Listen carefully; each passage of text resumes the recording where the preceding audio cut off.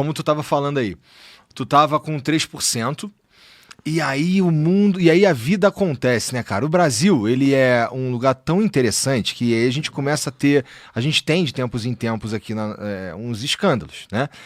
A gente estava tendo um escândalo do INSS, e aí a gente teve o escândalo do Banco Master, e aí no meio do escândalo do Banco Master, a gente começa a ter uns vazamentos de mensagem de pré-candidato à presidência da República também, o Flávio Bolsonaro, e a gente começa a ver umas mudanças nas previsões, nas pesquisas para as eleições desse ano, e a gente começa a ver nessas mudanças, inclusive tu chegando ali em terceiro. E aí eu te perguntei aqui antes de começar, cara, tu já parou pra pensar que, cara, pode ser que tu vá pro segundo turno, cara?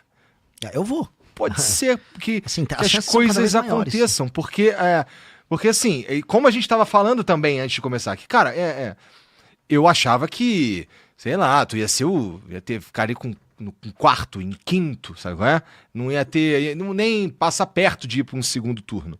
As coisas estão esquisitas no bom sentido para você, né? No mau sentido pro Flávio, por exemplo, que vem...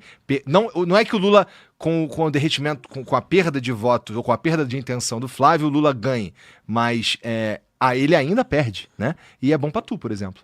Sim, eu vou dar um exemplo de algo que eu estava comentando com um jornalista. Eu falei assim, mas como pode? Né, vocês realmente têm... A estrutura de vocês é mínima. Um jornalista que tava agora na Bahia, ele falou, aquele carro de vocês, eu falei assim, aqueles 2 carros, não é um carro, só é 2 carros, não estamos tão pobres assim. Aqueles 2 carros são nossos. Mas você tá rodando de carro mesmo? Sim. Mas você veio pra cá como? De carro. Porque era, de Salvador, já eram uns 500 quilômetros de Salvador. Mas você veio de Salvador de carro? Eu vim de Salvador de carro. Tá. Aí ele falou, mas como é que você pretende ganhar deles? Eu, de carro. Aí eu falei, deixa eu te explicar uma coisa. Você acha que ele fez, os meus concorrentes, o Flávio, ele fez um grande investimento em estar no PL, ele tem um nome Bolsonaro e tal, mas pensa o investimento que eu fiz, é um investimento que você não vê. Eu não estou no Banco Master. O quanto isto vale em termos de investimento político? O quanto vale em termos de investimento político eu não estar no escândalo do INSS? O quanto vale em termos de investimento político eu não ter me associado a vagabundo, eu não estar andando com um cara, sei lá, de milícia aqui, de comando vermelho ali, de não pegar grana com vagabundo? Isso é um investimento. Ele não aparece ser um investimento porque parece que eu simplesmente fiquei parado não fazendo coisas. Mas eu estou na política, eu estava montando um partido político e enquanto eu fiz isso, eu abdiquei de todo o lucro político, de ter grana fácil, de puxar o saco, sabe, do político certo na hora certa. Podia ter puxado o saco do Marçal em 24, todo mundo nosso crescia. Podia ter puxado o saco do Bolsonaro, podia ter puxado o saco do Nicolas, como tem uns que puxam. E aí eu ficava subindo de escadinha em escadinha. Hoje, o melhor investimento, claramente, é não ter puxado o saco de ninguém e não ter entrado em um escândalo. Isso é um baita do investimento. Se você olhar, eu fiz um investimento colossal em não fazer nada disso. E aí, isso me coloca numa posição muito confortável. Então, não é que, assim, não é sorte. Eu juro pra você, o Igor tá rindo, coloque a câmera na cara. O Igor falou, o Renan tá vindo com uma boa resposta de político. Que é uma bela resposta que eu dei agora. Mas é verdade. Mas então, eu entendo, e é interessante. É interessante aí tu ter feito essas escolhas de palavras aí. Só por isso que eu tava rindo só. Porque é que assim, é engraçado, mas pensa assim, o Kim.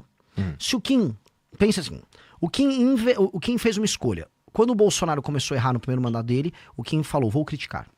Perdeu o eleitor. Quando o Bolsonaro fez todas as besteiras que ele fez na pandemia, Kim até pediu impeachment. Perdeu o eleitor. Essa perda de eleitor é um investimento. É igual você pega um capital que você tem e investe num projeto novo. Você, no início, vai ficar com menos capital disponível, mas você comprou uma tese. A tese do que é? Eu vou pra cima, não importa se é direita ou esquerda, eu tenho que manter a minha coerência. Ele fez um investimento. Esse investimento, né, entra o Lula, o Kim não entrou em orçamento secreto, que ele podia ter escolhido assim, eu vou pegar essas emendas, vou desviar as emendas igual os outros deputados fazem, transformo isso numa grana, boto um pedaço no bolso, com essa grana no bolso eu contrato uma equipe paralela de rede social pra mim. Quantos não fazem isso? Ele falou, não vou fazer. O ato de não fazer é um investimento. O ato de não entrar no esquema é um investimento. Então todas as escolhas que nós fizemos foram um investimento. E onde o investimento começa a se pagar? Pois bem, eu criei tanta credibilidade com o meu público que eu tive mais de 2.000 jovens coletando assinatura pra mim nas ruas todos os dias da semana durante 1 ano e meio. Isso já é resultado desse investimento. Eu não ter me encontrado com o Vorcaro nunca, na verdade, o Vorcaro nem ter pensado em mim ou no Kim como uma opção de parceiros, já é resultado desse tipo de investimento. Então é uma escolha deliberada que ela se paga. E aí ela me coloca num momento em que você tem 2 projetos completamente corrompidos, que é o do petismo e do bolsonarismo concorrendo. Eu chego lá não como um azarão, mas como alguém que fez as escolhas certas nos últimos anos. Então não é azarão. Pô, eu investi em não ter relação com o Workaro. Eu investi muito em não ser um cara que o Joesley Batista queira comprar. Isso foi um investimento de sabe, ter um espírito muito blindado em falar, eu continuarei sendo um cara de classe média. Estruturalmente de classe média. Eu não vou mudar os meus hábitos de consumo. Tipo, Renan, você tá agora com uma roupa, não tô com blazer. Sim, eu comprei na Zara, sabe? Não custa, tem que custar uns R$400 isso aqui. Eu continuo sendo essencialmente um cara de classe média. E quando você não muda essa estrutura e fala, minhas ambições são ambições históricas, eu quero que o meu nome seja estudado na história. Mas minhas ambições comezinhas do dia a dia, se eu quero comer um bife, quero, sabe, sei lá, tá com o celular do momento só pra ele funcionar bem, quero comprar uma guitarra legal. São ambições de classe média. Quando você mantém um espírito assim, é difícil você virar um merda. E aí isso se paga nessa disputa. Nessa disputa eu tô numa posição muito privilegiada.